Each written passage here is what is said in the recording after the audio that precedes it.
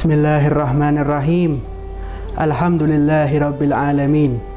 Wa bihi nasta'in ala umuri dunya waddin. Wassalatu wassalamu ala asyrafil anbiya wal mursalin Sayyidina Muhammadin wa ala alihi wa sahbihi ajma'in, amma ba'd. Ikhwan yang dimuliakan oleh Allah, pemirsa yang dirahmati oleh Allah Subhanahu wa taala. Alhamdulillah, puji syukur kehadirat Allah Subhanahu wa taala yang selalu melimpahkan rahmat, taufik dan hidayahnya kepada kita semua. Salawat serta salam semoga tetap tercurah kepada junjungan kita Nabi besar Muhammad sallallahu alaihi wasallam beserta keluarga dan para sahabatnya. Pada kesempatan kali ini, Al-Fakir akan mengisi kajian mengenai sirah para nabi dan rasul yang 25 yang diutus oleh Allah Subhanahu wa taala kepada umat manusia. Kisah ini Al-Fakir ambil dari intisari kitab Qasasul Anbiya alaihimussalam yang ditulis oleh Syekh Muhammad Mutawalli Asy'arawi rahimahullah.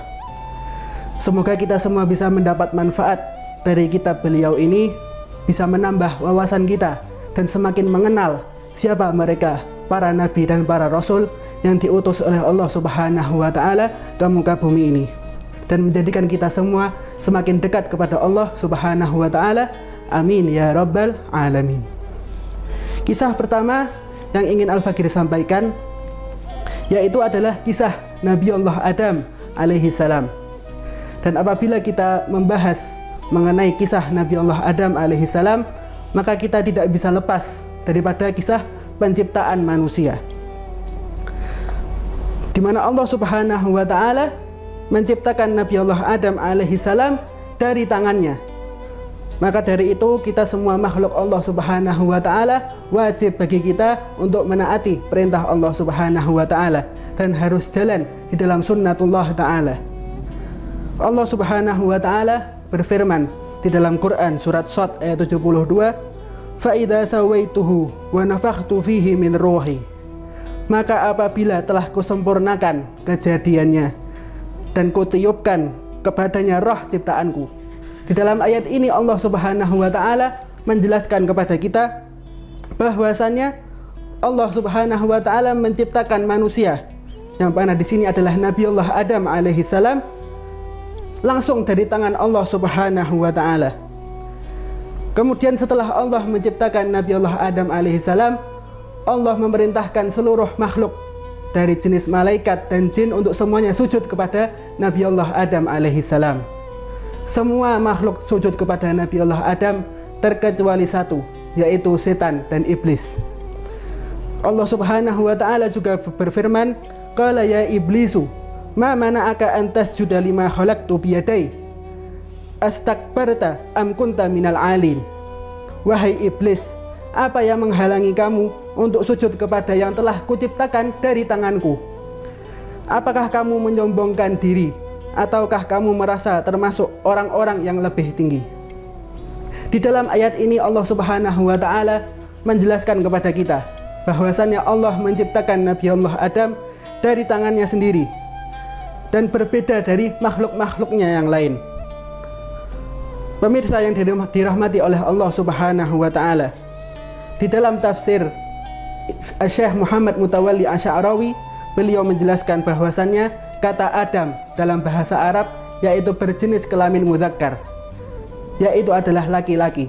Sedangkan kebalikan dari mudzakkar yaitu adalah muannas, yang mana itu adalah perempuan. Maka dari itu pada hakikatnya Allah Subhanahu wa taala menciptakan manusia ini berpasang-pasangan, berjenis kelamin laki-laki dan perempuan, sehingga dengan pernikahan antara keduanya maka akan menghasilkan anak keturunan yang disebut sebagai Bani Adam. Allah Subhanahu wa taala berfirman, "Ya ayuhan nas, inna khalaqnakum min dzakarin wa unsa." Wahai sekalian manusia, sesungguhnya kami menciptakan kamu dari seorang laki-laki dan seorang perempuan. Dalam ayat lain Allah Subhanahu wa taala juga berfirman, "Ya ayuhan nasu taqu rabbakumul ladzi khalaqakum min nafsin wahidah wa khalaqa minha zawjaha wa batha minhuma rijalan katsiran wa nisaa." Hai sekalian manusia, bertakwalah kepada Tuhanmu yang telah menciptakan kamu dari seorang diri, min nafsi wahidah, dari satu nafas, yaitu adalah Nabi Allah Adam alaihi salam, dan daripadanya menciptakan istrinya, dan daripada keduanya Allah memperkembangbiakkan laki-laki dan perempuan yang banyak. Firman Allah Subhanahu wa taala di sini menjelaskan wa khalaqa minha zaujaha. Dapat dipahami bahwasannya Siti Hawa adalah sebagai ciptaan Allah yang baru, yang mana ia diciptakan dari tulang rusuk Adam. Dan sifat khalaqa ini hanya khusus bagi Allah Subhanahu wa taala. Khalaqa artinya adalah menciptakan, dari yang tidak ada menjadi ada, dari yang tidak hidup menjadi hidup. Sifat khalaqa ini hanya dikhususkan oleh Allah Subhanahu wa taala sebagai sang khalik yang maha menciptakan. Sedangkan manusia tidak pantas untuk mengemban daripada sifat khalaq, menciptakan. Manusia hanya bisa menggunakan lafaz ja'ala, yang artinya adalah menjadikan dari sesuatu yang sudah ada. Sebagaimana manusia menciptakan meja dari kayu, menciptakan kursi dari besi, dan lain sebagainya, menciptakan bangunan dari tanah dan batu. Itulah sifat manusia. Ia adalah ja'ala, menjadikan sesuatu dari yang sudah ada. Sedangkan manusia tidak dapat melaksanakan khalaqa, yang mana artinya adalah menciptakan dari sesuatu yang tidak ada menjadi ada. Yang mana Allah Subhanahu wa taala menciptakan alam semesta ini, bumi dan langit serta arsy-Nya dari yang tidak ada. Dan Allah menciptakan Nabi Allah Adam dari tanah, yang mana tanah itu adalah sesuatu yang tidak hidup. Kemudian menciptakan Nabi Allah Adam dari tanah itu menjadi hidup. Itulah sifat Allah Subhanahu wa taala.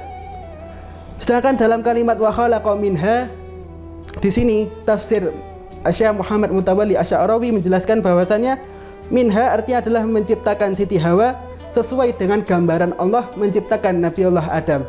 Yang maknanya adalah Allah menciptakan Siti Hawa berupa manusia, sebagaimana Allah menciptakan Nabi Adam juga berupa manusia yang tercipta dari tanah, maka Allah juga menciptakan Siti Hawa dari tanah. Kemudian, dan sebagaimana kita ketahui bahwasannya Allah Subhanahu wa taala memberikan kepada manusia bentuk, rupa, dan sifat-sifat kemanusiaan, yang mana Allah memberikan kepada Nabi Allah Adam, Allah juga memberikan kepada Siti Hawa. Ya ikhwani yang dimuliakan oleh Allah Subhanahu wa taala, dengan demikian Allah Subhanahu wa taala menciptakan makhluk manusia ini saling berpasang-pasangan antara laki-laki dan perempuan. Wa min kulli syai'in khalaqna zawjaini la'allakum tadhakkarun. Dan segala sesuatu kami ciptakan berpasang-pasangan supaya kamu mengingat kebesaran Allah Subhanahu wa taala. Hikmah dari penciptaan Nabi Allah Adam dan Siti Hawa ini adalah bahwasannya Allah mengikat laki-laki dan perempuan dengan tanggung jawab, dengan ikatan tanggung jawab yang besar. Yang mana tanggung jawab itu adalah memakmurkan manusia di dunia ini, yang mana mereka diberi tugas sebagai khalifah di muka bumi. Tanggung jawab itu dimulai daripada hasrat dan keinginan manusia, dari kesenangan, kemudian berubah menjadi tanggung jawab berupa jerih payah dan pengorbanan demi kehidupan anak-anak manusia. Sehingga dengan adanya dzurriyyah, dengan adanya anak keturunan itu yang tersebar di dunia ini, manusia tidak bisa lari daripada tugas utamanya, yaitu sebagai khalifah di muka bumi. Semua yang terjadi di alam semesta ini tidak ada yang kebetulan. Semua tercipta, semua terjadi karena ada campur tangan oleh Allah Subhanahu wa taala. Maka aneh sekali apabila ada orang yang mengatakan bahwasannya seluruh kejadian di alam semesta ini adalah suatu kebetulan, adalah suatu kemungkinan yang sangat kecil. Coba tanyakan kepada mereka, apakah suatu kebetulan ketika telur di dalam rahim seorang wanita itu jatuh ke dalam rahimnya dalam waktu yang tidak diketahui kecuali hanya Allah Subhanahu wa taala. Kemudian terjadi pembuahan sel telur dengan sperma. Lalu terjadi pembentukan dari alaqah, dari segumpal darah. Kemudian menjadi mudghah, yaitu adalah segumpal daging. Kemudian terbentuklah tulang yang diikat oleh daging, yang dibungkus oleh daging. Kemudian Allah menciptakan manusia untuk dilahirkan dari golongan laki-laki dan perempuan, yang mana semua ciptaan manusia ini tidak ada yang sama bentuk dan rupanya. Masing-masing memiliki wajah yang berbeda, memiliki sifat-sifat yang berbeda antara satu dengan lainnya.